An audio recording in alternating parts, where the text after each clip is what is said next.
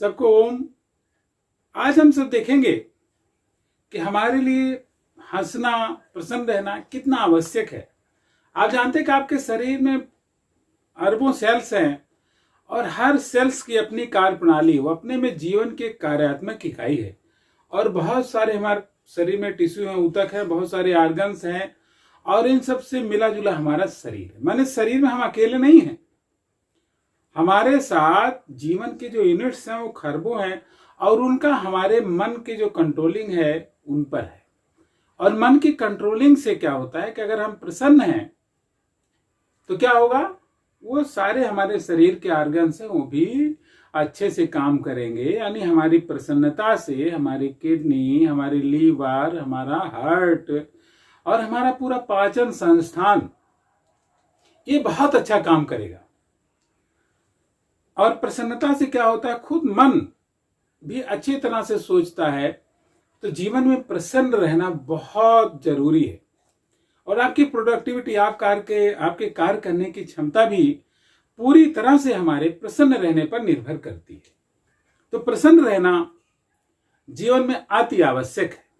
माने अगर हमारे शरीर की कार्य क्षमता बढ़ानी है तो हमें प्रसन्न रहना ही चाहिए। और प्रसन्नता के लिए बहुत सारी चीजें हैं, लेकिन भगवत गीता के 2 सूत्र आपको प्रसन्नता के संदर्भ में बताएंगे। भगवान कहते हैं कि जो कुछ करिए मद अर्पणम, वो कहते हैं, भगवान कहते हैं कि जो कुछ भी करो वो हमें अर्पित कर दो। तो जब हम भगवान को अर्पित कर देंगे तो अपना जो हमारा तनाव है, बहुत सारी चीजें खुद ही समाप्त हो जाएंगी। तो भगवत गीता का यह सूत्र आप सदैव याद रखिए। और दूसरा वो कहते हैं, एक बार मैं अभी बताया भी था कि अनन्यास चिंतितो मामे जनाः पर्युपासते, जो हमेशा ही हमारा चिंतन करता रहता है, हम उसके योगक्षेम का वहन करते हैं। तो ये जो सारा हमारा परेशानियां हैं, परमात्मा के ऊपर अगर हम निर्भर हैं तो हम मानसिक रूप से उद्विग्न नहीं होते, परेशान नहीं होते। प्रसन्नता हमारे चारों तरफ बिखेरती रहती है। जैसे महात्मा बुद्ध जैसे लोग, जिनके चेहरे पर एक मुस्कुराहट की आभा हमेशा रहती है, जैसे भगवान श्री कृष्ण के चेहरे पर मुस्कुराहट की आभा हमेशा रहती है, तो वही व्यक्ति क्या होता है, भगवान बन जाता है। ये प्रसन्नता का जो आवरण है, प्रसन्नता का जो आभा मंडल है हमारे चेहरे पर, ये हमारे जीवन को बहुत ही उत्तम बनाता है। जब दूसरों से मिलते हैं तो आपका जो आभा मंडल है वो रिएक्ट करता है सामने वाले पर, और जो प्रसन्न सकारात्मक सोच वाला व्यक्ति है उसका आभा मंडल बहुत ही अच्छा होता है। तो अपने आभा मंडल को भी अच्छा करने के लिए कि आसपास वाले आपसे प्रभावित हों, हमको अपने भीतर प्रसन्नता के स्रोत को बनाए रखना बहुत ही आवश्यक है। अगर हम उसको बनाए हुए हैं तो बहुत अच्छा है। बहुत सारे लोग इसके लिए ध्यान, अंदर की ऊर्जा का जागरण, बहुत सारी चीजें बताते हैं, लेकिन अगर हम अपने भीतर हैं तो भी हमारी प्रसन्नता का स्तर दूसरों से बहुत अच्छा रहेगा। आपको बता दें, प्रसन्नता जो होती है वो हमारी धन संपत्ति, हमारे आसपास के लोगों पर उतनी निर्भर नहीं करती जितना खुद हमारे भीतर से यह जन्म लेती है। पैसे हो सकता है कम पैसे वाला ज्यादा प्रसन्न रहता हो, मनस्पति की बहुत ज्यादा अरबपति खरबपति वो चिंताओं में ही लगा रहता है।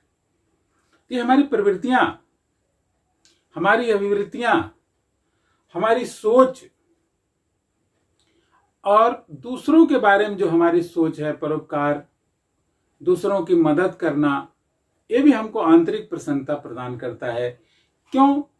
क्योंकि भगवान कहते हैं कि निर्वैरः सर्वभूतेषु यः समामेत पांडव, जो सभी प्राणियों के लिए काम करता है उसका किसी भी प्राणी के संसार से कोई द्वेष नहीं है। इसमें मानव नहीं, समस्त जीव जंतु शामिल है। वो कहते हैं निर्वैरः, माने बिना बैर रहित हो जा, सर्वभूते, सभी प्राणियों के प्रति, सभी जीवों के प्रति, वही मुझे प्राप्त करता है, वही परमात्मा सच्चा भक्त है। तो ये भी एक प्रसन्नता का स्तर बढ़ाने को उपाय है कि हम सभी के लिए सोचें। महात्मा गांधी जी बापू कहलाए क्योंकि उन्होंने पूरे देश के लिए सोचा। आज भी जो लोग पूरे दुनिया के लिए सोच रहे हैं वही अच्छा काम कर रहे हैं। तो उच्चतम प्रसन्नता तभी प्राप्त होगी जब हम सबके लिए काम करना शुरू करेंगे, और तभी हमारी प्रोडक्टिविटी, तभी हमारा जीवन अच्छा रहेगा। और चरक ने कहा है कि जो व्यक्ति प्रसन्न रहता है उसका स्वास्थ्य उत्तम रहता है, उसके पेट में गैस्ट्रिक जो समस्या आजकल लोगों को हो रही है, उसका कारण, बहुत बड़ा कारण तनाव है। लोग पहचान नहीं पाते हैं, तो वो कम प्रसन्न रहते हैं, लिहाजा तनाव उनका पीछा करता है और पेट उनका खराब रहता है। गैस्ट्रिक से लिए बहुत सारी बीमारियां होती हैं।